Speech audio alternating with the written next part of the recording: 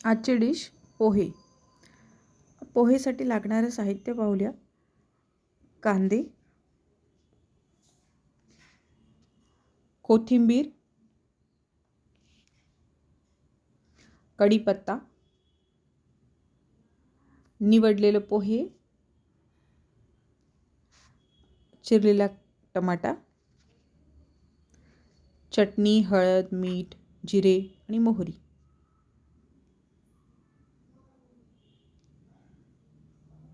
आपण आता कृती पाहूया. एक कढई गॅसवर ठेवायची, त्यामध्ये तेल टाकायचं, त्यानंतर चिरलेला कांदा आणि कढीपत्ता टाकायचा, परतून घ्यायचं कांदा आणि कढीपत्ता. कढीपत्ता आणि कांद्याचा रंग थोडासा बदलल्यानंतर त्यामध्ये आपण जिरं आणि मोहरी टाकायची. जिरं आणि मोहरी ही कांदा आणि कढीपत्ता परतल्यावर टाकायची, परतून झाल्यावर, कारण की जिरं आणि मोहरी हे जळायला नको, त्यामुळे. त्यानंतर आपण जे निवडलेले पोहे आहे त्यामध्ये आपण पाणी घालायचं आणि पोहे हे भिजवून घ्यायचं. पुरेसे पोहे भिजवून झाल्यानंतर पोह्यातलं पाणी आहे निघून जाईल या पद्धतीने आपण गाळणी ठेवायची. कढईमध्ये आपण आता थोडा टमाटा टाकला आहे, ज्यामुळे पोह्याला छानसा स्वाद येईल. त्यामध्ये आपण थोडी कोथिंबीर घालू.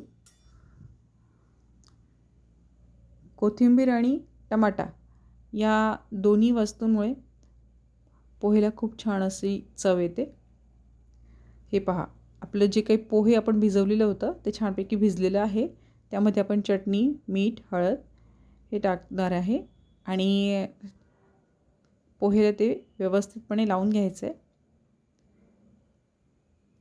त्यानंतर आपण कढईमध्ये पोहे टाकतो आहे, भिजवलेलं पोहे. भिजवलेलं पोहे टाकल्यानंतर उलटणीने पोहे आणि कढईमध्ये असलेली कोथिंबीर, टमाटा हे सगळं आपण एकजीव करायचं आहे. एकजीव होईल तोपर्यंत आपण परतवत राहायचं. हे पहा, या अशा पद्धतीने. गॅस हा आपण आता गॅस फ्लेम ही कमी करायची आहे. मंद आचेवरती आपण पोहे परतवायचं आहे.